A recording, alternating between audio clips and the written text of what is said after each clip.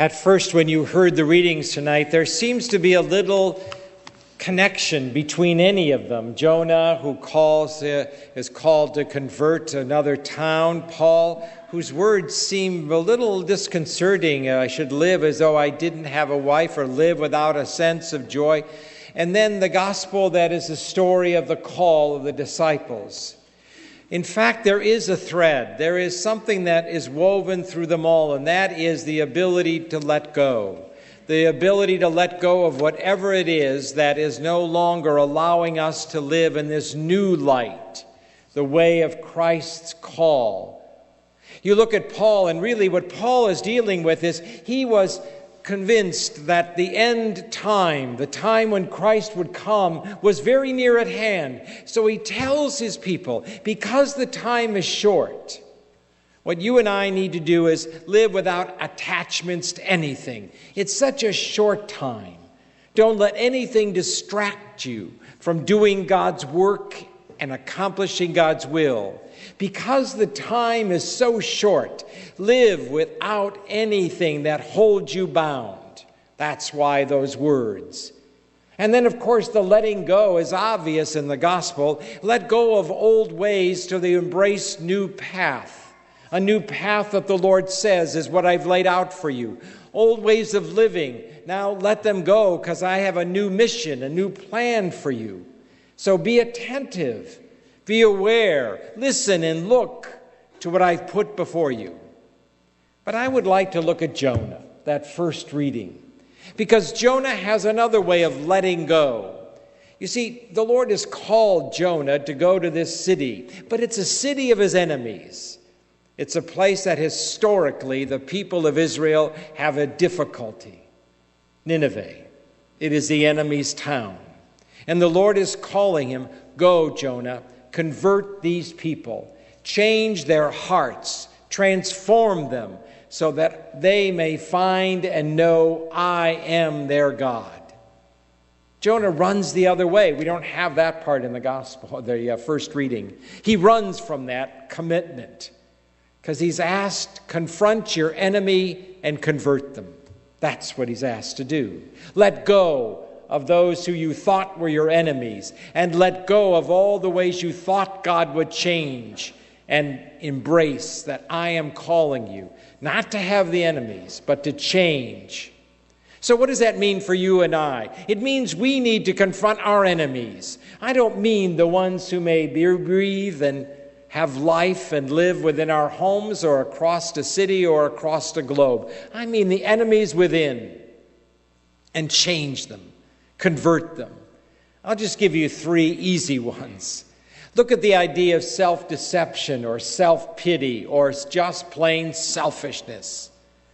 Look at that first one, the idea of self-deceptions. I don't know if you've had the chance to go down to the Western Reserve Historical Society, but they've restored the merry-go-round from Euclid Beach. Now, if you admit to being over 50, you'll remember that. But they restored it in a beautiful way. They've had other carvings done, and so it is a beautiful restoration.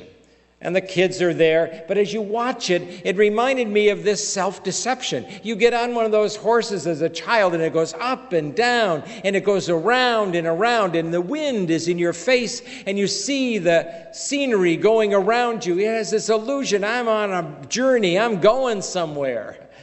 And then it stops, and you're in the same place you began. That's self-deception. I thought things were this way, but in fact, they're that way. So all of those self-deceptions, it can begin with serious ones, with addictions and compulsions and habits.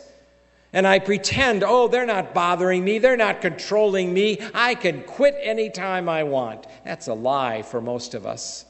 It's not true. They have a hold on me. The deception is I can live this way and still say I'm a follower. I'm free to do what Christ asks. I can't. I'm not free at all. They hold me bound. These compulsions and these addictions and these habits. They're old ways. And I can't serve God with old ways. I need new ways. Or maybe it is that I have found in myself that that lack of intimacy, that lack of real love I have for those whom I've committed my life, for those who are in relationship with me, for those I should have some care and compassion, but I have none. And I pretend as though I do. I make no time for them, and I say, oh, but the time I have, it's quality time. It's so little, it's almost minuscule. They don't notice it at all. In fact, I wonder if I even think of them throughout the day. Does my mind ever go to them in the midst of the course of my actions? I lie to myself. I'm deceiving myself. I have no real compassion or care for them, even though they have it for me, because I'm too wrapped up, and I deceive myself thinking I do. Or maybe it is that I am someone who I think I'm a great friend, I'm a wonderful son or daughter, I'm a loving spouse, when in fact I'm controlling, manipulative. I get them to do what I want every chance I can. I feel happy in the relationship. I don't know what your problem is. I'm having a good time. Yeah, because everything is my way. I'm deceiving myself into thinking that's a relationship, when really that's not at all. That's controlling. So be careful. That may be your enemy, that self-deception. Just like that merry-go-round can create the illusion I'm moving, all those things may be illusions. I need to be honest and convert those enemies that are really deceiving me into doing what I thought was right, into becoming and doing what I know is right. Or maybe it is not the self-deception that is, but it's a self-pity. You know, I was looking through a history book a couple months ago. It was just before the Great Depression had really settled in. And there was a time when there were very few really paved roads in the rural America. And they had this road going into a town. They had the name of the town. It said 20 miles. But you could see the road was nothing more than ruts. It had not been wet, but it had dried. So all the mud was caked and hard and like concrete. But there were like 4 or 5 ruts. And so it said, welcome to whatever town 20 miles ahead. And then there was somebody who wrote a sign underneath it. It says, choose your rut carefully. You're going to be in it for the next 20 miles. Yeah, choose your rut carefully. You're going to be in it for the next 20 miles. That self-pity is like that rut. We get in it and we can't get out. And it can be caused by all kinds of things. I can do it because I'm saddened over some loss in my life. It can be the loss of someone I've loved very much or someone who moved away. And I love that self-pity. You know why? Because it gets everybody to feel sorry for me. I get to be the center of attention and everybody feels sorry for me. And besides, I don't have to make any effort to start new relationships. I can feel real bad. I lost this. I feel brokenhearted. I just don't want to begin another one, and I feel justified not doing it. That's not the gospel call. That's not the word of God in my life. So be careful about that self-pity.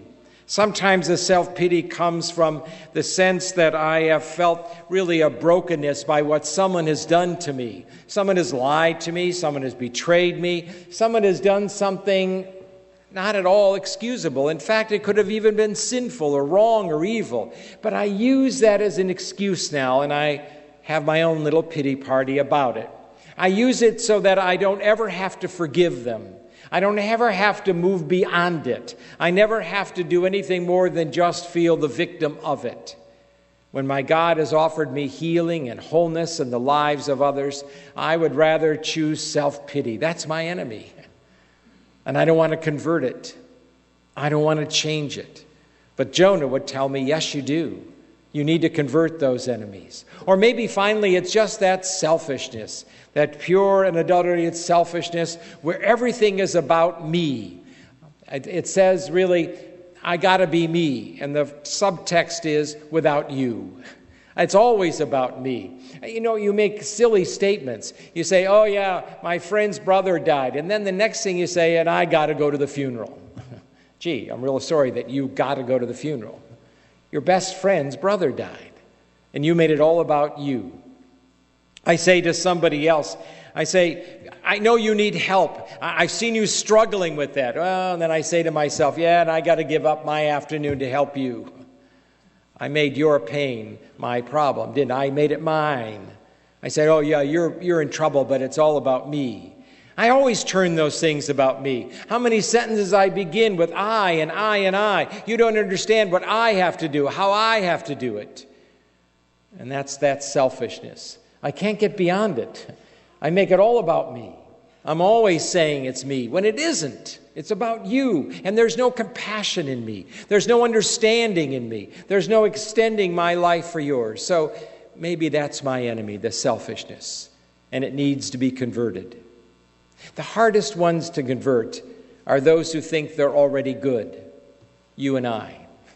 We're the hardest ones. We think we're doing fine. Everything is okay. I don't need to change. I don't need to do anything. I'm doing great. You've lived with people who have a cold. They are sneezing and hacking and coughing all over you. And you say, you're sick, go to the doctor. No, I'm fine. I'm fine. Well, you're infecting me. Go to the doctor. They're the hardest ones to convince. I'm doing good. I'm okay. No, you're not. And neither am I. We need to look at what Jonah tells us and what the readings say. I need to let go. I need to let go of these enemies and let them be converted in God's ways. Whether it is self-deception, whether it is my self-pity, or whether it is my selfishness. We need to let them go so that God can convert them and you and I can follow God more faithfully.